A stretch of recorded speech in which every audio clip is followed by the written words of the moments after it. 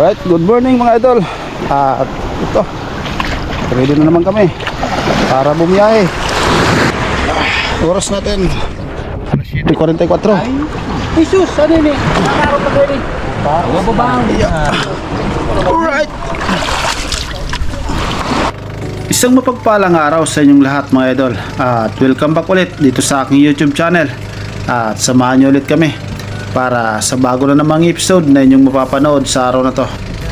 Bale, apat nga pala kami na magkakasama dahil sumama na si Bro Jason.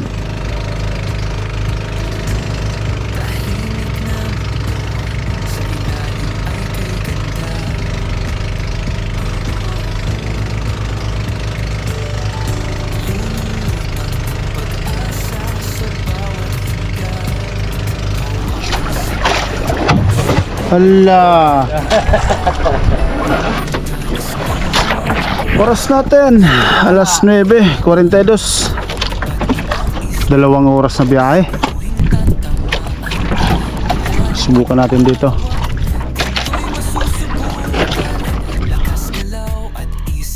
Ready na tayo mga idol. Kaya bababa na tayo.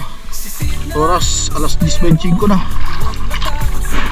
Right, let's go. Dive safe. At dahil nakababa na ng bangka, nagload na muna ako ng SG para ready tayo ulit mga idol. Sakali man na may magpakita kagad na isda. Kaya samahan niyo ulit ako mga idol para sa bago na naman nating episode sa araw na to.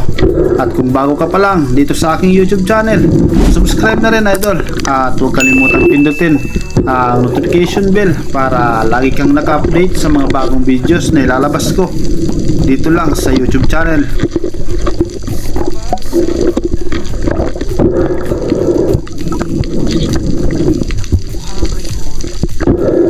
At nang makaload na nga ng SG at ilang beses na rin ako nakapag warm up dive dyan sa mababaw na parte ng bahura, ay ito na ang sumunod kong drop.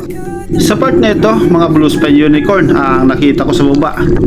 Medyo malalim na rin ang spot na to, kaya nag-ipon muna ako ng hininga bago ako bumaba.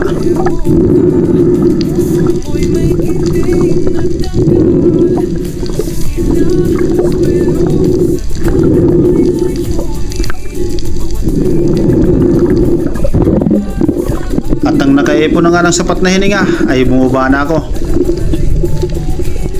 Pero habang bumaba ako sa bahura, isang Goliath grouper ang nakita ko lumabas mula sa ilalim ng bato at napakalaki na nito. Kaya binilisan ko na bumaba para maabutan ko ang napakalaking grouper na ito. At habang papalapit nga ako sa isda ay target ko na ang ulo nito dahil napakalaki na nito. At yun nga nangyari. Pero dahil napakalaki na ng isdang ito, hindi tumagos yung sapting natin. At konting hila lang ng isda ay mabilis itong nakawala. Kaya hinayaan ko na lang at tumahon na muna ako.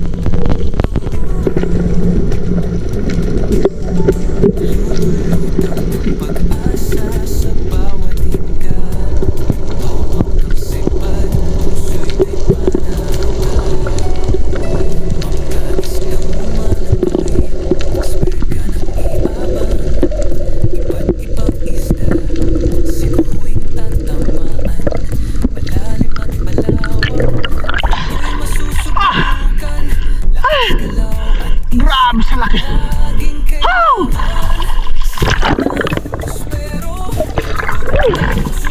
Medyo may agos kaya di natin nalapitan ka agad. Ang bihira oh. Paluptot. Hindi tumagos. Sobrang kapal na. Tinawag ko kagad ang bangkero para kunin ang isa pang SG at para tingnan ulit ang isda kung saan ito pumasok.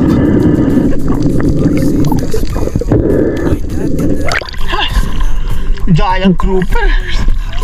Napakalaki. Unang tira pa naman natin.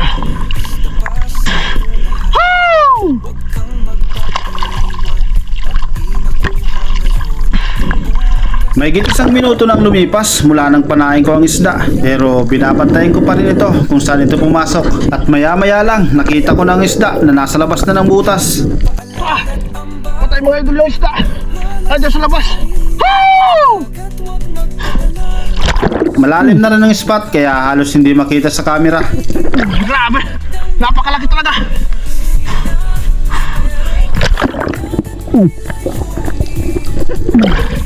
Patay rin. Thank you, Lord. Saan makuha natin?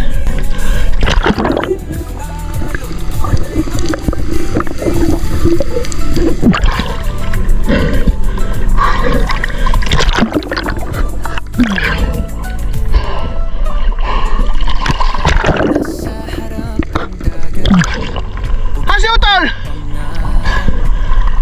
Woo!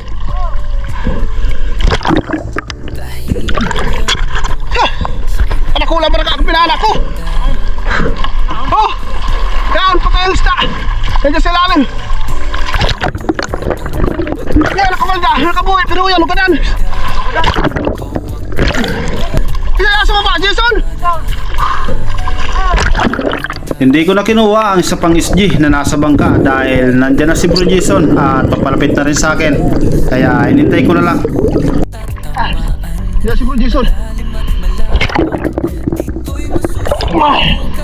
Giant grouper! Ha? Giant grouper! Oh. Kanakula! Magpalilaw! Marigata na gatan! Oh.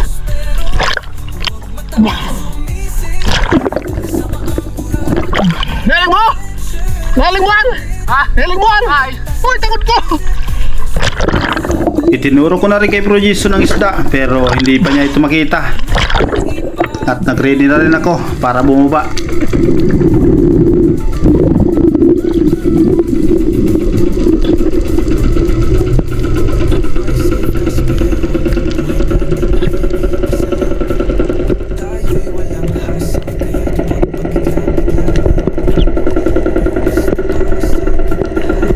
Habang palapit nga ako sa isda ay pinagmamasdan ko ito. Hindi na gumagalaw ang katawan nito pero humihinga pa rin. Kaya mas minabuti ko na panain ulit ang isda para masecure nito.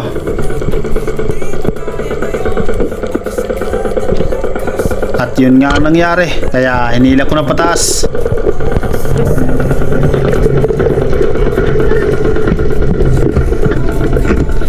At habang hinihila ko na nga ang isda, ay sumalubong na rin si Bro Jason para tulungan ako.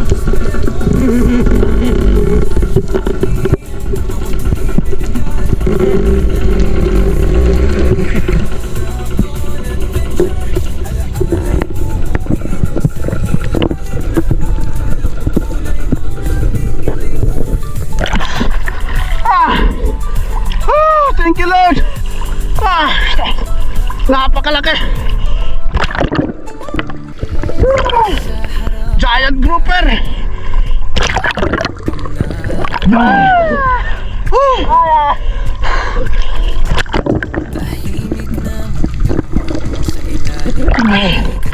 Yan! Panalo! Panalo!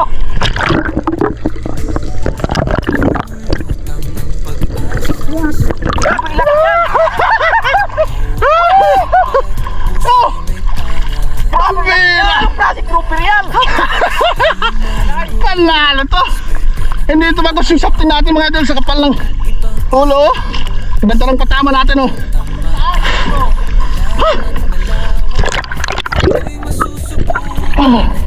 Mga 20 kilo siguro. Mahigit.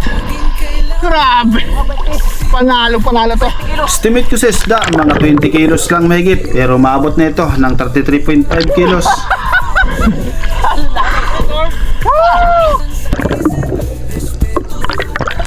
Freak record yan eh.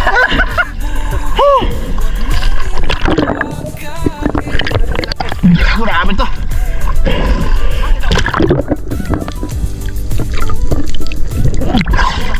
Pagpul mo dali, pagpul. Dali, akit mo. Luga ko. Sus. Unang stock mga idol. Grabe sa laki. Ito ang tunay na grouper. Sakat ba, hindi mo madaog-aw, di madaog. Ay, hindi kaya. Sakat na Jason. Sus. Manalo. Grabe. Thank you, Lord. Grabe na magkamamaw yan. Napakalaki. Ayan o. Unang beses natin mga idol. Nakadali ng ganito kalaking giant grouper. Mga 30 kilo siguro. Laki. Grabe. Mga baldi. Ito, nangyari sa shifting natin. Oh. Yun oh. Pinaluktot. Gustong putulin. Paputulan ng aday pa. Pambira oh. Buti na lang may to the rescue tayo. Ano para bakan sa roho? Oo. Daya, umulo na. Umulo na. Panalo mga idol. Unang start natin oh. Ayan oh. Grabe.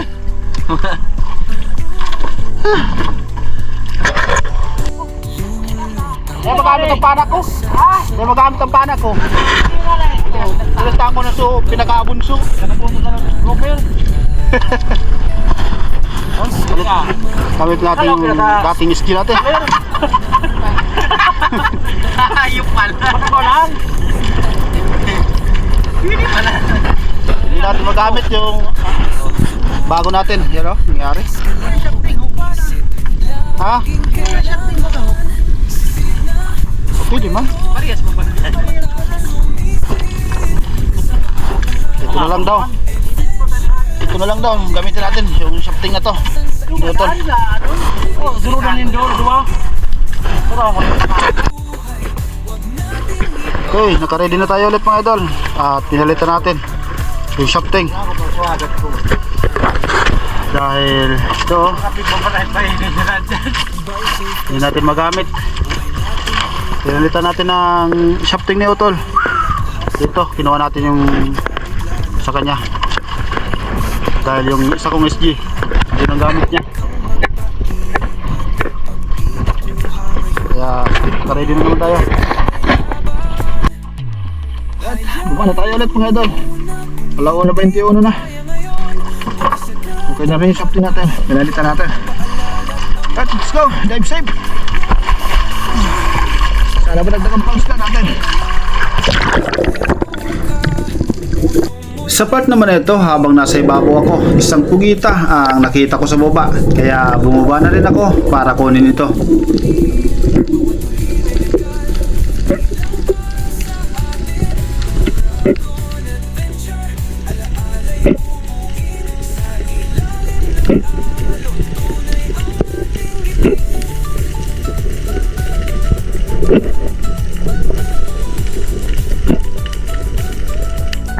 At habang mapalapit na ako, ay nagtago naman ito sa ilalim ng bato.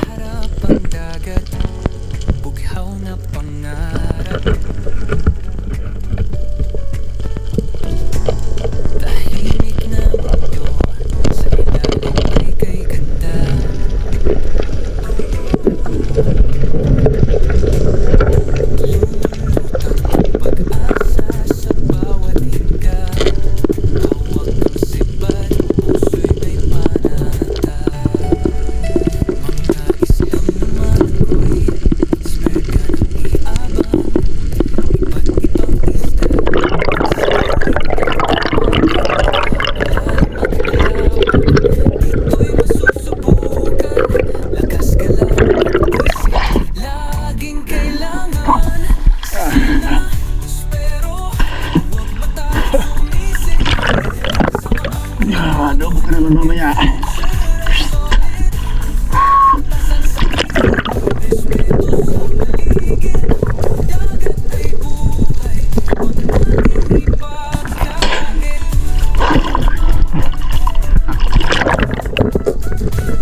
At habang hawak ko ang isang pugita na ito at tutuhugin ko pa lang sana, ay dalawang silfish or malasugi ang nakita ko. Kaya agad yung inupit ang camera at nilapitan ko ng isa. Sa ulong target kong patama pero biglang nag-ibang direksyon ng isda. Kaya sa katawan ko na lang tinira. Magandang patama dahil sa gitna mismo ng katawan tinamaan. Kaya kampante ako na hindi na ito makakawala. Kaya binigyan ko lang ito ng line habang hinihila nito.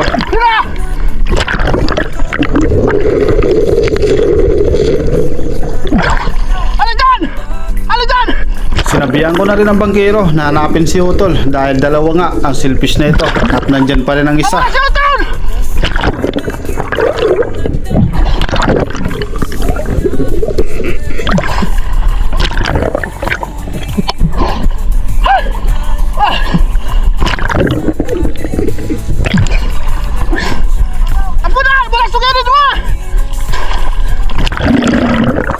kamay ko pa rin ang pugita dahil hindi ko pa nga ito naituhog nang makita ko ang dalawang silfish or malasugi.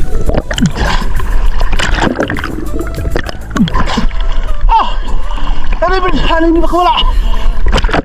Hinigpitan ko na rin ang hawak sa shooting line habang inihila ko ng isda at napakalakas nga nito.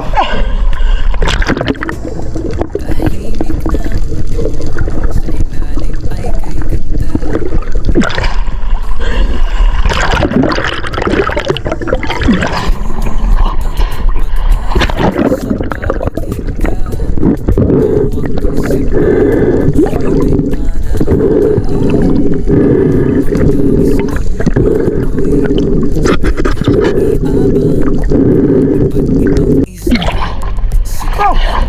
Grabe ang lakas mga idol! Oh! Oh! Hilang-hila ako!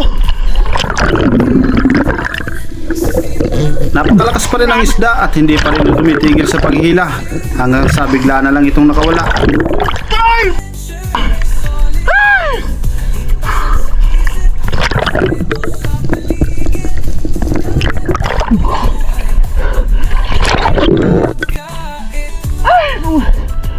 Ay! Sayang!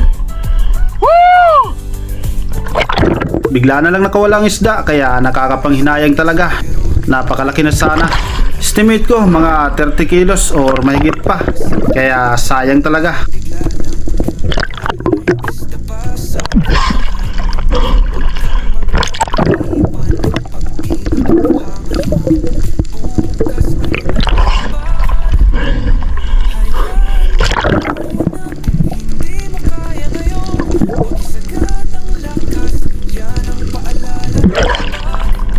Ay, nako! Bakit ganon? Ay! Yung bira. Napakalaki na sana. Ay! Sayang, pagod natin.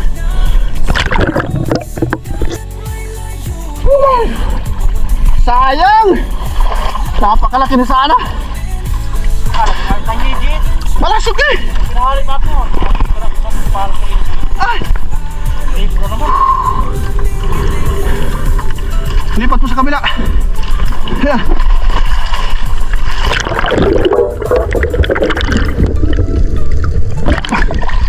Grabe.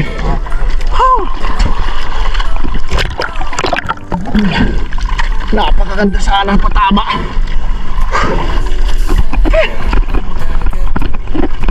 Sabay nung ialit to. At mahigit isang oras ang lumipas ay ito na ang sumunod na nangyari. Isang GT or Giant Trevally ang nakuha ko rito sa Tagusang Butas. Hindi ko nga lang na-videoan kung paano ko ito tinira dahil papaho na sana ako nang bigla itong lumabas.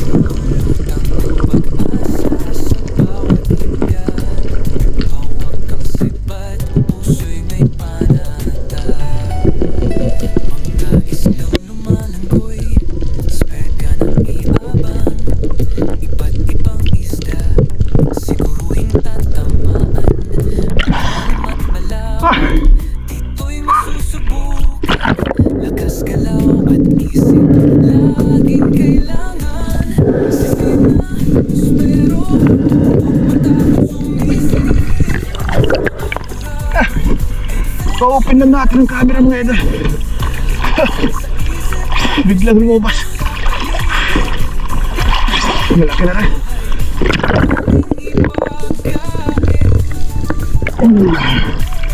Mga 5 kilos na siguro. Lagay natin sa bangka.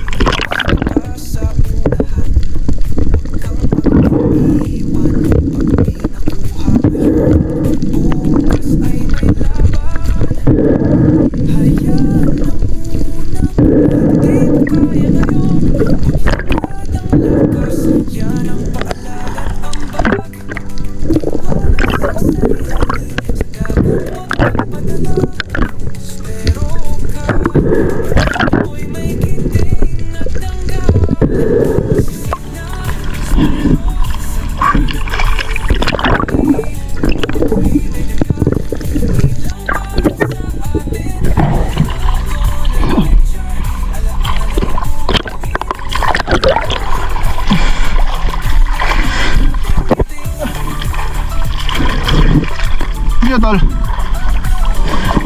Sa unahan. Next drop, mga grupo naman ng Slick Unicorn ang nabutan ko dito sa bahurang ito. At malalaki na ang mga ito. May mga oriental sweet lips din dyan, nasa babang parte. Pero medyo may ilap na at ayaw lumapit.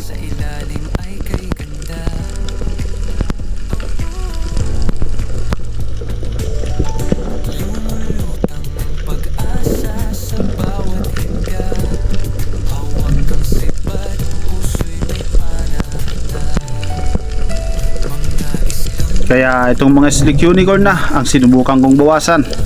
At isa lang sana ang target natin dito, pero dalawa ang tinamaan.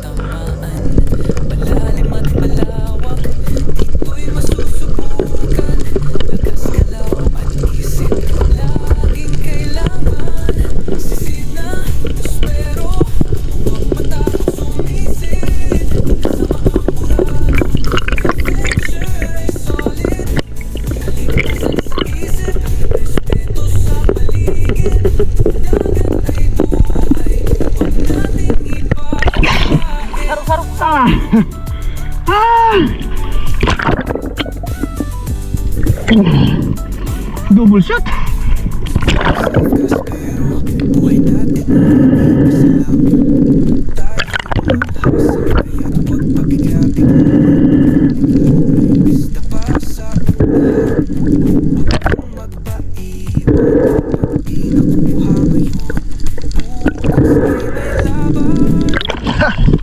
Panalo. Ang lalaki na.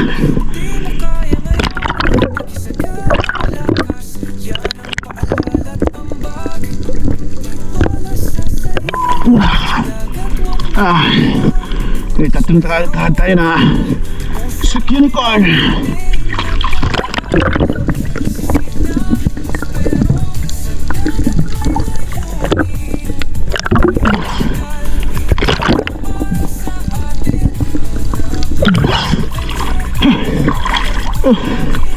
Alas 4:57.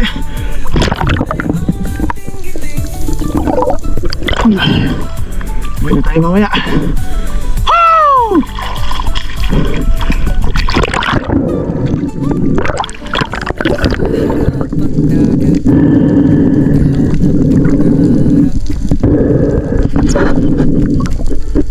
Next drop ay dito ulit kung nasaan ang mga Slick Unicorn. Pero nang makalapat na ako sa bahura ay iilan na lang ang nakita ko dyan. Kaya naghintay ulit ako at nagbakasakali na may ibang isda na lalapit.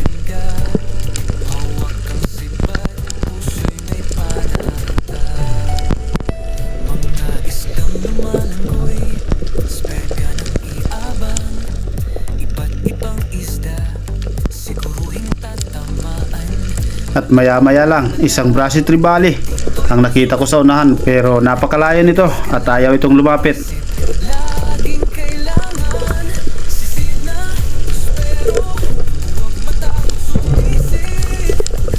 At paglingon ko naman sa may bandang likuran ko, grupo ng Brasi Tribali naman ang nakita kong papalapit at malalaki na ang mga ito, kaya pumili na ako ng isa at itong nauna ang agad kong tinira. At magandang naging patama, kaya napital kagad ang isda.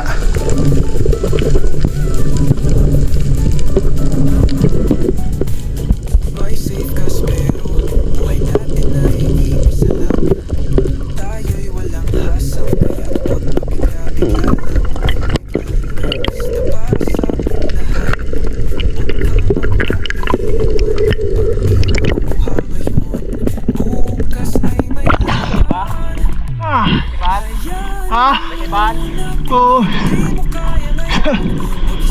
Malalaki na.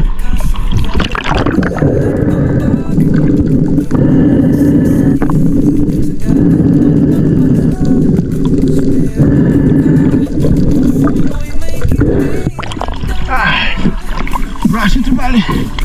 Dalik tayo ng isa. Bukas natin.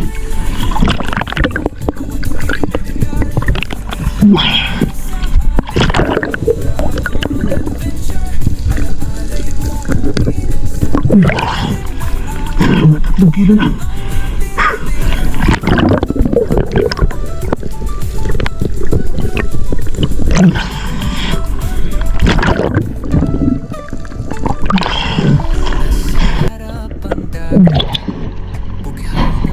Uwi na mga idol. Wala. Alas 5:15 na ng hapon. Pahinga na tayo.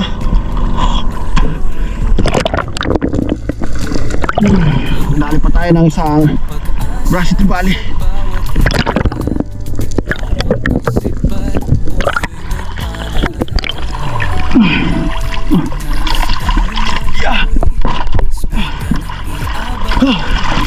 Pahinga na idol. Pagod na rin. Oh.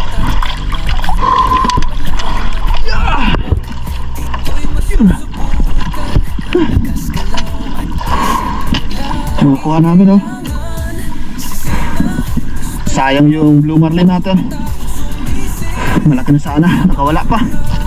Pero okay na rin dahil meron naman tayong malaking grouper, giant grouper. Uwi na kami mga idol. At ito, mga kuha namin oh. Kuha nila Utol tsaka ni Bro Jason. At ito naman sa akin oh. Ayan. Tsaka ito, may isang dambuhala. Ayan. Sayang yung blue marlin natin. Malaki na sana ang blue marlin, kaya lang wala pa. Sayang. Di bali, meron naman tayong mamaw, malaki. Giant grouper. 30 kilo siguro. Uwi na kami. At mag-shoutout na tayo mga idol. Bin Reyes from Zambales, Silus Family from Binangunan Rizal, Reynaldo Kalinisan from Bacoor Cavite, Armando Suaverdes from Cabugao Bato, Catanduanes, Renan Ligas from Saudi Arabia, Riyadh, Nestor de la Rosa from Aba, Saudi Arabia, Joey Maratas, Franz Kalimutan from Apupong, Jinsan City, Santi Roldan from Calamba City, Laguna, Felix at Nora Lungkop from Pinagtulayan, Norsagaray, Bulacan, Leopoldo Orsal at sa kanyang asawang si Marilo from Quezon City, Alex Ditaonon, Ricky Hernandez from Taguig City, Romel Juarez from Liluan, Southern Leyte, Junila family from Albay, Elmer Marcon and Andon family from Calayo, Cabatuan, Iloilo, Richard Villar from Liguan, Rapu-Rapu, Albay, Pancho Pantino from Rapu-Rapu, Albay, Alan Opinya from Eastern Samar, Bibin Burlagdan Channel, Tata Untoy Puji Edward from Quezon Province, Jeffrey Domingo, Felix Lumugdang and family from Parañaque City, Leon Nidoy from Rosario, La Union, Joy Adventure, Batang Espero at kay Joseph Agdon, Winnie Tubala at sa Largo family from Hilltop, Dapitan City, Rodolfo Cantoria from Bagong Barrio, Caloocan City. 3.5. Alright, ito na mga idol ang kinita natin sa araw na to. Bali, 3 pirasong isda ang naibenta natin. Isang giant grouper, yan o, baraka. At yung 2 tribali. Yung isang grouper nagtimbang ng 33.5 at 170 per kilo dahil napakalaki na. Bayad na halaga ng 5,695 pesos. Yung dalawa naman na isda umabot ng 1.8. Yan lahat ang halaga mga idol. Thank you sa biyaya ulit na binigay sa atin sa araw na to.